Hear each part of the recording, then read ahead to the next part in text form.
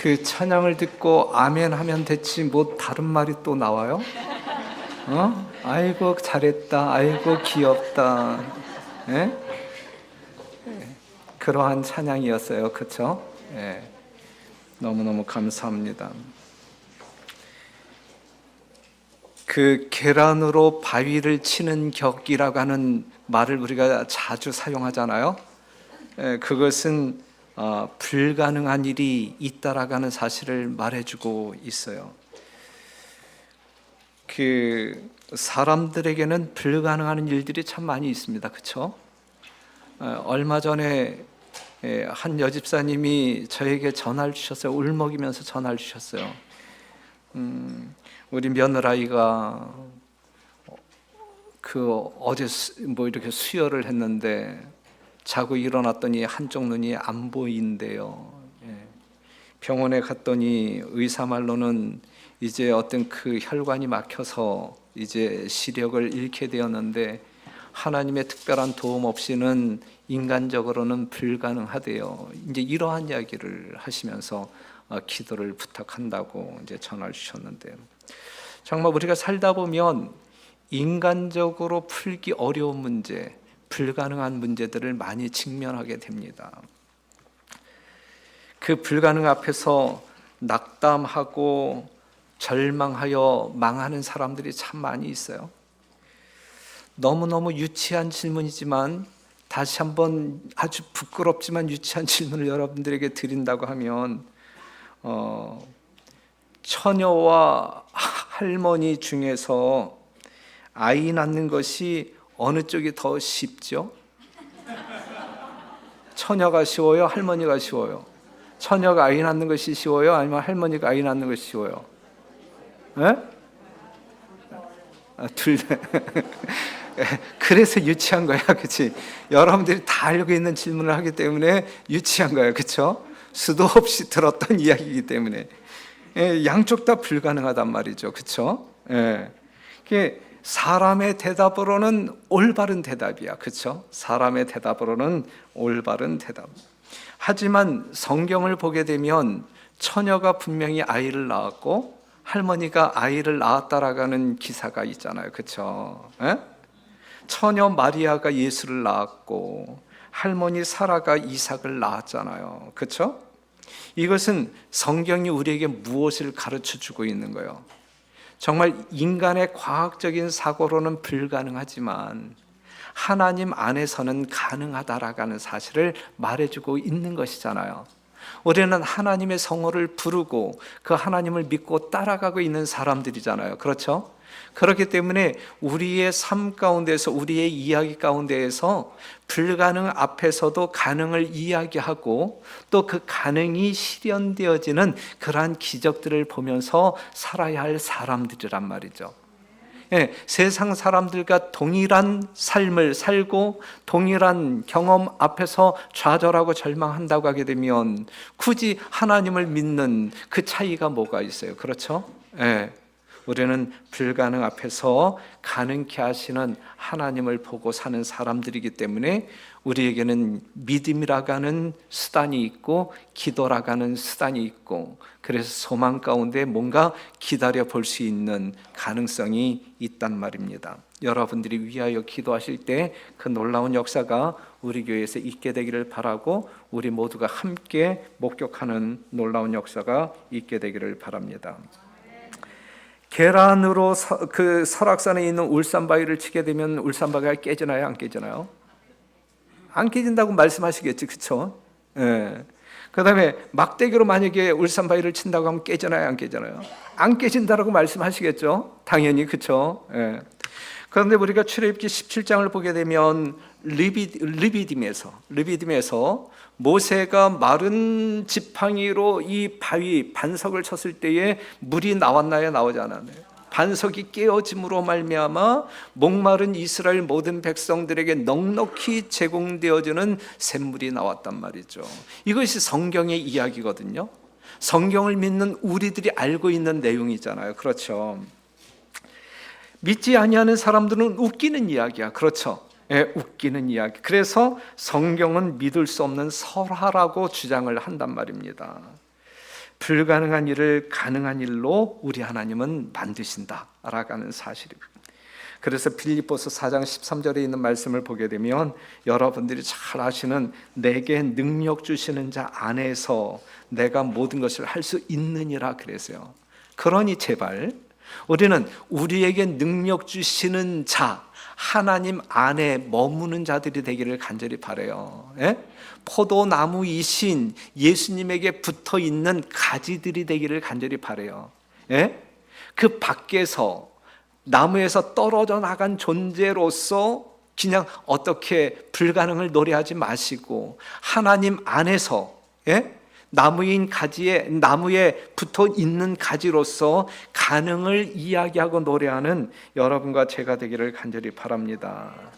하나님의 능력을 사용할 수 있는 것은 믿음이에요. 믿음은 하나님께서 우리에게 주시는 은사이고 그것을 우리가 활용하게 될 때에 우리는 무한한 하나님의 능력을 붙잡는 수단을 소유하게 되는 것이거든요. 이 믿음으로 말미암아 여러분들의 삶이 정말 주님 안에서 가능한 삶이 될 수 있도록 생활하게 되시기를 바랍니다. 마태복음 17장 20절에 있는 말씀 보면 너희 믿음이 적은 연곤이라 진실로 너희에게 이르노니 너희가 만일 믿음이 한 겨자씨만큼만 있으면 생명력 있는 믿음, 정말 믿음이 적지만 생명력이 있는 믿음, 하나님 안에 있는 믿음이라고 한다고 하게 되면 산을 명하여 저기로 옮기라 하여도 옮겨질 것이다 라고 분명히 이야기하고 있는 것이거든요. 우리가 믿음을 소유하되 생명이 있는 믿음, 그냥 막연한 믿음이 아닌 예수님과 접촉함으로 말미암아 그 능력을 체험할 수 있는 살아있는 믿음을 소유하는 여러분과 제가 되기를 간절히 바랍니다. 믿음이 없는 사람은 현실에 갇혀 불가능을 불가능으로 볼 수밖에 없어요.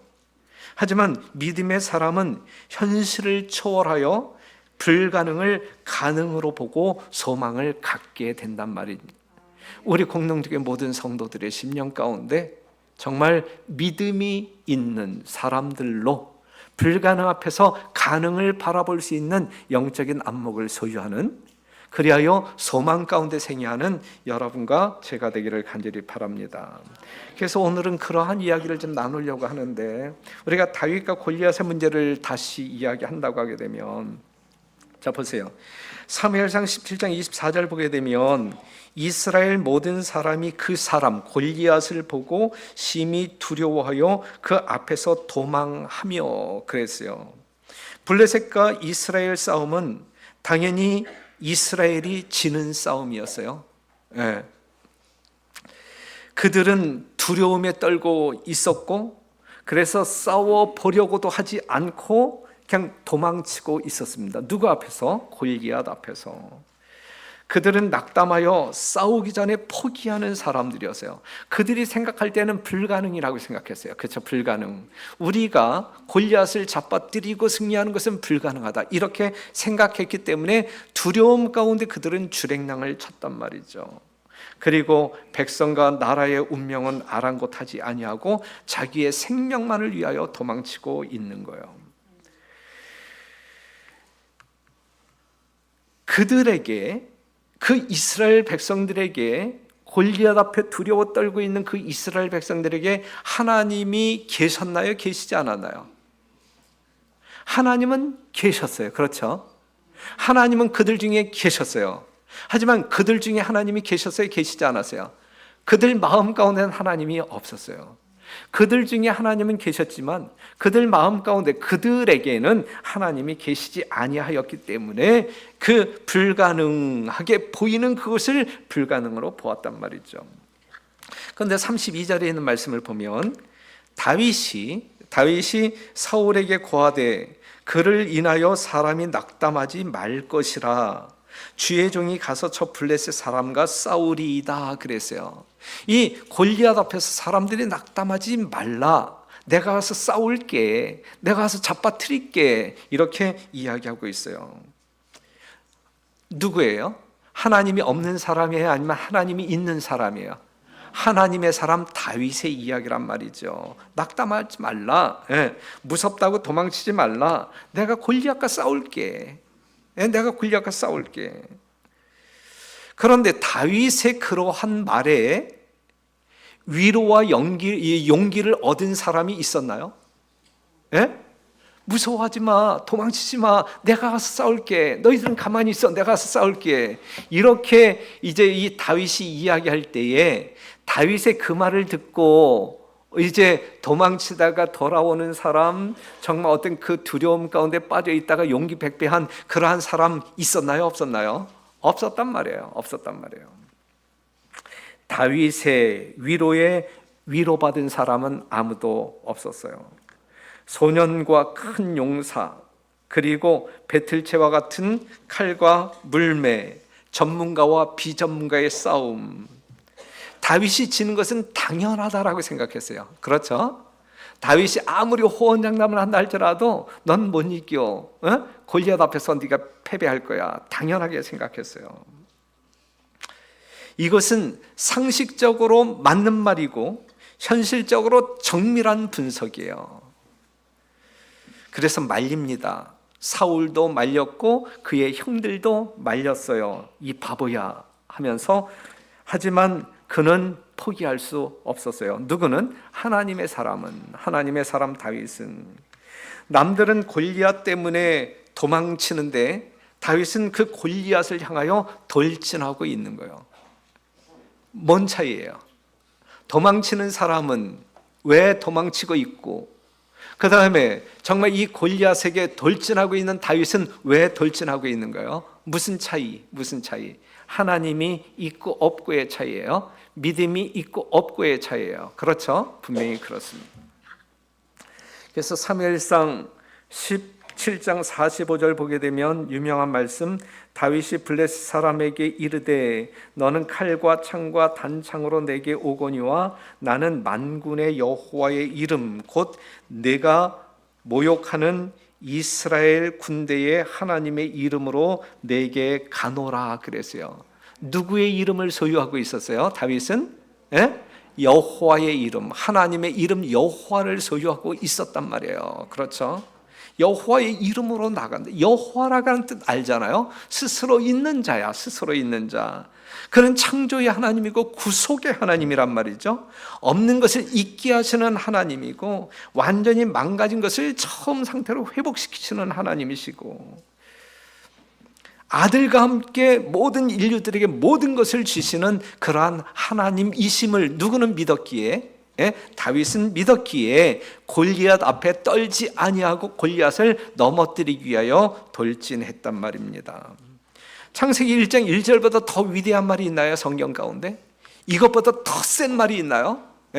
태초에 하나님이 천지를 창조하신 일, 이거면 끝나는 거 아니에요?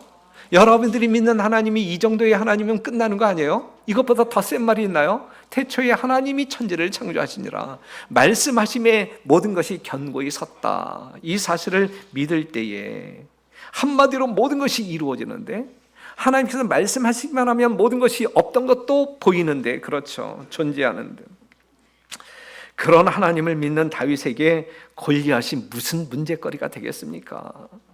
그러한 하나님을 믿는다고 하면 여러분들에게 어떠한 문제든지 뭐가 문제가 되겠습니까? 그렇죠?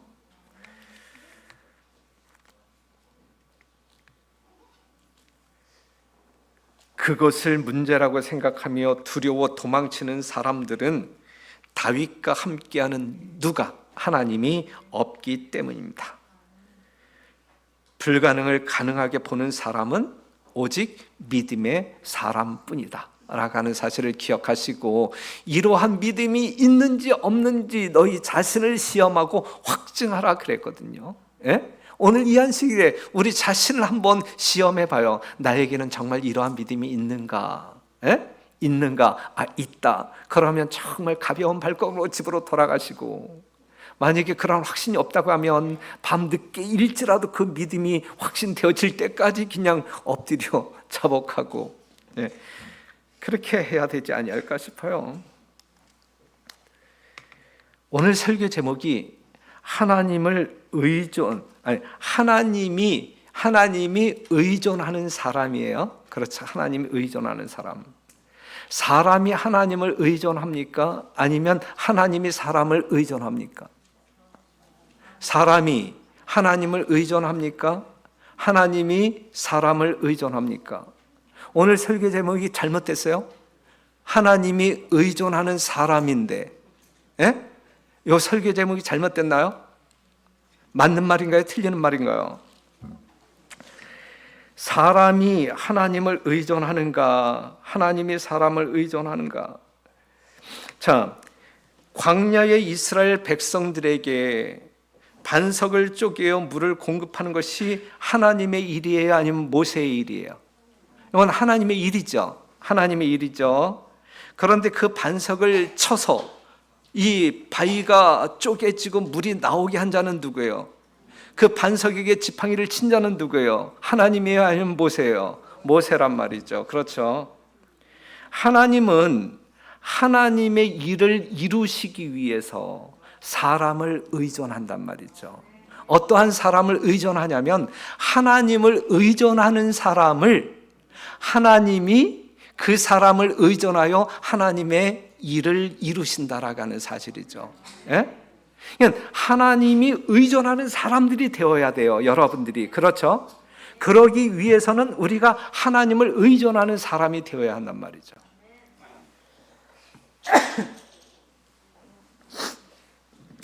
자, 디모데 전서 2장 4절에 있는 말씀 보면 하나님은 모든 사람이 구원을 받으며 진리를 아는 데 이르기를 원하시느니라. 이게 하나님의 뜻이거든요.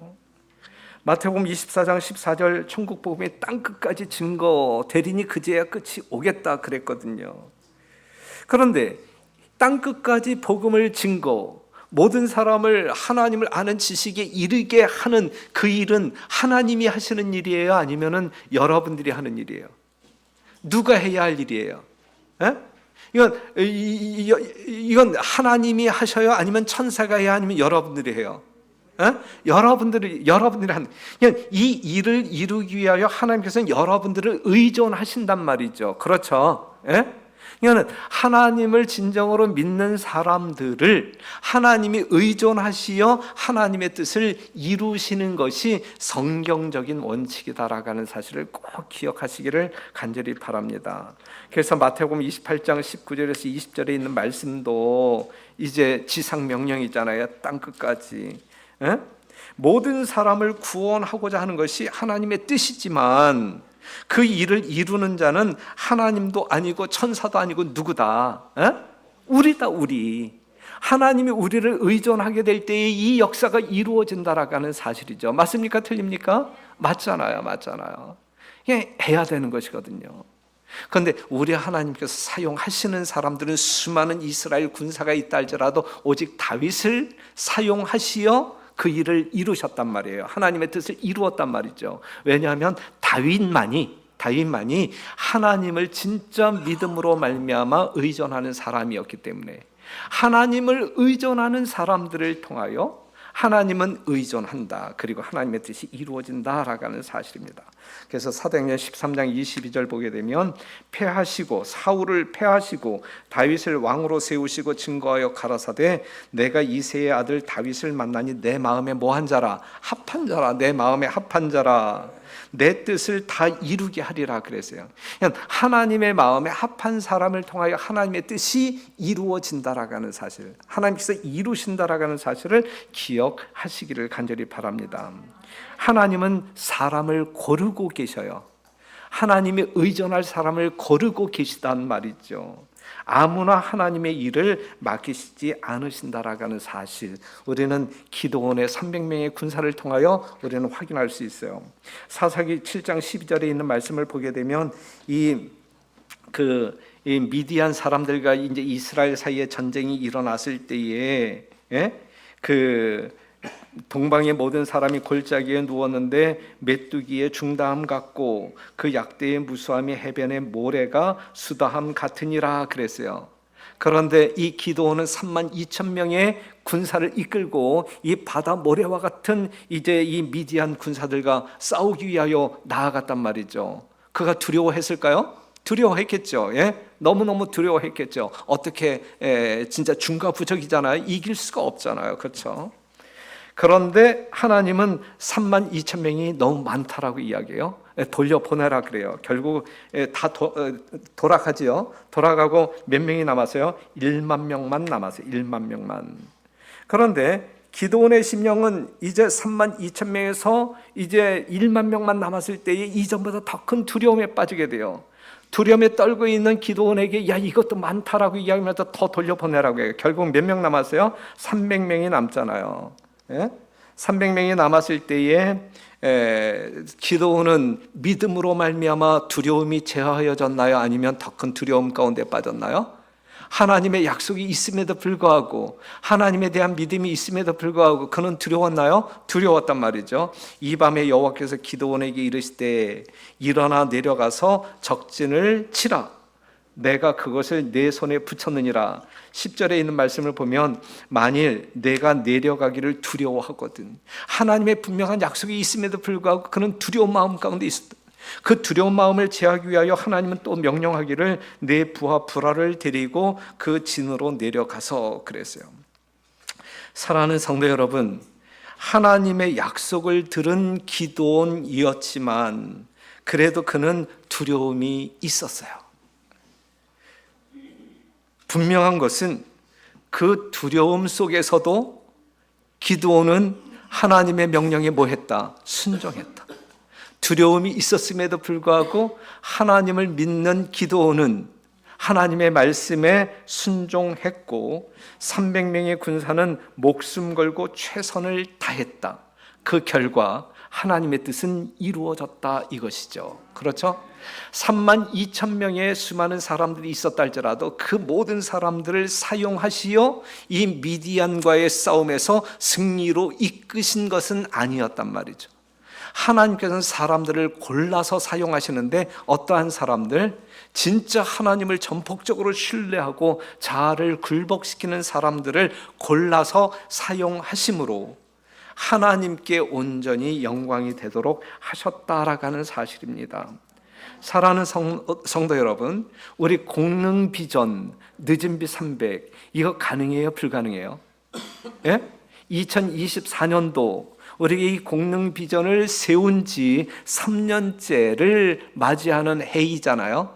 올해 이 공릉 비전 늦은 비 300이 성취되었으면 참 좋겠다라고 하는 바람이 저에게 있는데 그렇죠? 예? 예, 여러분들 심령 가운데도 이 일을 위하여 기도하고 계실 터인데 이것이 가능한 일이에요? 불가능한 일이에요? 요즘처럼 영혼 구원, 한 영혼 구원하기가 상당히 힘든 시대를 살아가고 있는 오히려 교회마다 다 빠져나가는 그래서 이 교회가 홀쭉해지고 있는데 이러한 상황 가운데서 이것이 공릉동교회에서 가능한 일이에요? 불가능한 일이에요? 이까짓 거 그쵸? 이까짓 거 300명밖에 안 되는데 우리가 그렇게 생각할 수 있지만 쉬운 일은 아니에요. 하지만 우리 하나님께서 여러분들의 믿음을 활용하여 사용하신다고 하게 되면 넉넉히 이룰 수 있는 일이다라고 하는 사실을 믿음으로 여러분들이 정말 하나님께서 쓰실 수 있는 거룩한 도구로 내어놓는 여러분과 제가 되기를 간절히 바랍니다.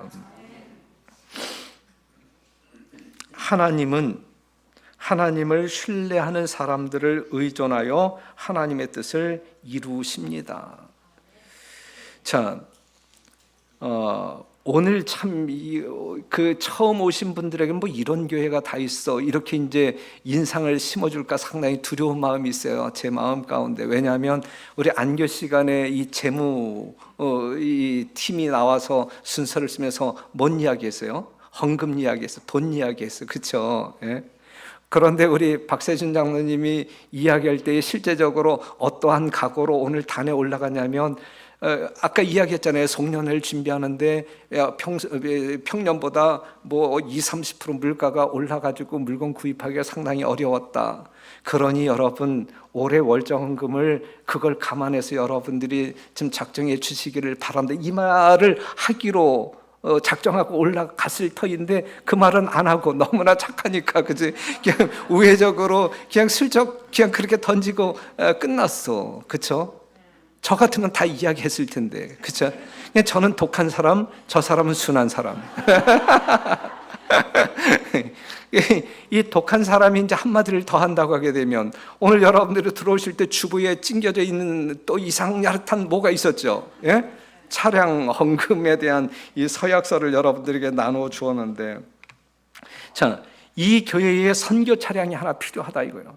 지금 여러분들이 사용하고 있는 2293 이 선교 차량이 하나 있는데 실제적으로 이제 선교 차량을 하나 구입하기로 지난 직원회 때 결의한 이유는 무엇이냐면, 지금 이 차량이 노후되었고, 그 다음에 이제 잔고장이 있음으로 말미암아 작년에도 이 수리비가 300만 원 이상 들었고, 그 다음에 이 차를 가지고 뭐 장례식이 나고 어디 이제 장거리를 이제 운행할 때에는 불안해서 안 되고, 그래서 차를 바꿔야 되겠다라고 이제 직원들이 의견을 모았고, 그 다음에 실제적으로 그것보다도 더 중요한 것은 필요하다, 차가.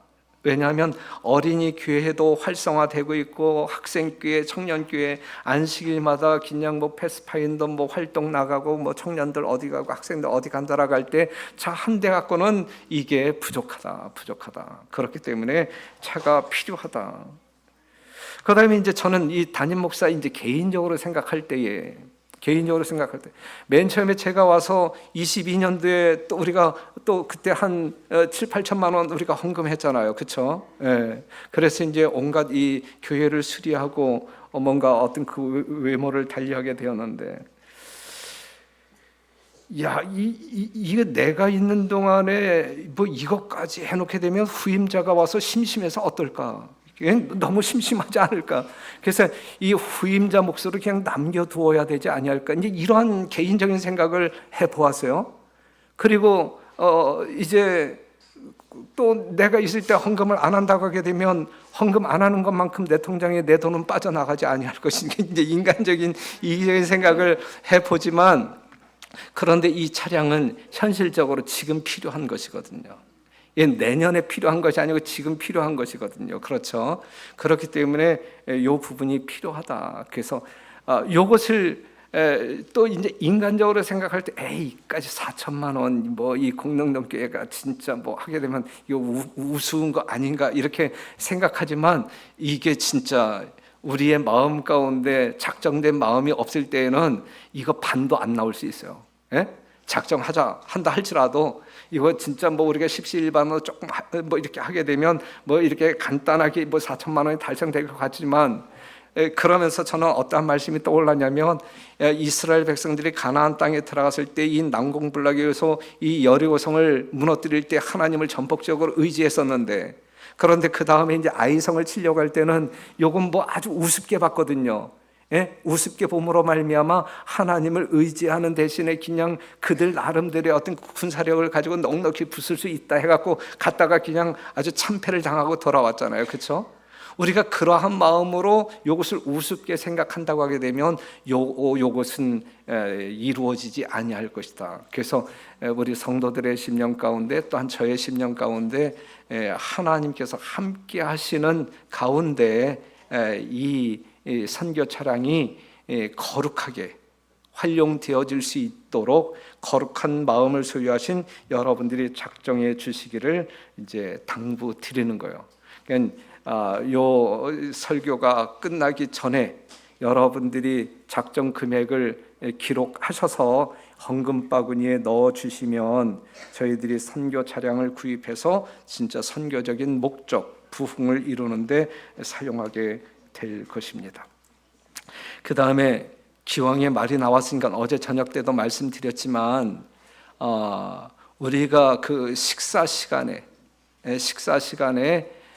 이제 식당에 이제 우리가 동시에 내려가게 되잖아요. 거긴 이제 남녀노소가 다 섞이게 되잖아요. 그렇죠? 그런데 우리 교회에서 이제 식문화를 지금 이렇게 달리하자. 좀 어떤 그 경로 사상에 입각하여 어른들 우선으로 식사를 하게 하고, 그래서 이제 우리 여수석 집사님하고 이제 어떻게 의논을 드렸냐면, 일단은 경로석을 하나 만들자. 경로석. 이거는 지체 부자유한 우리 이제 뭐 박병수 장로님, 함대용 집사님, 뭐 우리 김가병 장로님 이런 어른들 또 우리 김병욱 선생님 같은 분들 정말 가서 이렇게 식사를 타서 이렇게 식사하기에는 참 이렇게 힘든 그러한 분들을 위하여 그 식당 입구 테이블에 경로석을 만들어서 우리 이제 그 책임을 진 우리 유현지 집사님이 거기다 딱 세팅을 해 놓으면 그분들은 그 지정석에 가서 식사를 편하게 하실 수 있도록, 그 다음에 이제 우리가 줄을 섰을 때에 그 70세 이상 되신 노인들이 이 줄을 서게 되면 70세 이상 된 노인들은 그냥 이 쇠치기 한다 할지라도 이것이 불법이 아니에요. 이것이 욕먹을 일이 아니야. 그러니까 언제든지 그냥 치고 나갈 수가 있어요. 그냥 겸손해서 뒤에 딱 서서 자기 순서를 기다릴 때에는 그 옆에 있는 이 젊은 사람들이 부담스러워. 그렇게 되면 젊은 사람들이 앞으로 가세요 하게 되면 사양하지 말고 앞으로 돌진해서 맨 앞에서 식사를 배급받아서 여러분들 자리에 가서 식사를 하시면 좋을 것 같아요. 이것이 우리 공릉동교회 전통 문화가 되었으면 좋겠다 생각이 되어집니다. 경로석에 우리 김준열 어머니도 포함되어 있어요. 김준열 어머니도 지정석에 앉아서 식사를 하도록. 지정석에 앉을 명단은 우리 정성자 집사님이 갖고 있으니까 나는 왜 안 껴줘? 이렇게 말하는 사람 없게 되기를 바라고 그냥 정성자 집사님이 지정한 사람들만 경로석에 앉아서 식사하실 수 있도록 그렇게 하면 참 좋을 것 같습니다. 여하튼 그 전도서 4장 9절에서 12절에 있는 말씀을 보면 두 사람이 한 사람보다 나음은 저희가 수고함으로 좋은 상을 얻을 것임이라. 혹시 저희가 넘어지면 하나가 그 동물을 붙들어 일으키려니와 홀로 있어 넘어지고 붙들어 일으킬 자가 없는 자에게는 화가 있으리라 그랬어요. 무엇을 강조하고 있어요? 협력을 강조하고 있는 거예요. 너는 너 나는 나가 아니라 우리는 하나님 안에서 한 형제 자매된 사람들이고 정말 하나님의 아름다운 하나의 성품을 소유한 사람들이기에 하나된 협력의 마음으로 우리의 비전을 이루어 나가는 그러한 성도들이 되기를 간절히 바랍니다. 그래서 로마서 4장 18절에서 22절에 있는 말씀 100세가 된 90세가 된 사라가 정말 이 경수가 다 끊어진 이 고목과 같은 그 사이에서 하나님이 약속한 아들 이삭이 태어났던 것처럼 정말 인간적으로 볼 때에는 불가능일 수밖에 없지만 하나님 안에서는 충분히 가능한 이 일이 우리 공릉동교회에서 나날이 매 순간마다 이루어지는 놀라운 역사가 일어나게 되기를 간절히 호소합니다. 그래서 다른 어떠한 때보다 2024년도는 다른 어떠한 때보다 훨씬 더 왕성한 선교적인 부흥 그리고 하늘에서 살기에 적합한 아름다운 성도의 품성을 드러내는 함량하는 그것을 경험하는 우리 공릉동 교회가 되기를 간절히 바라면서 말씀을 마치겠습니다.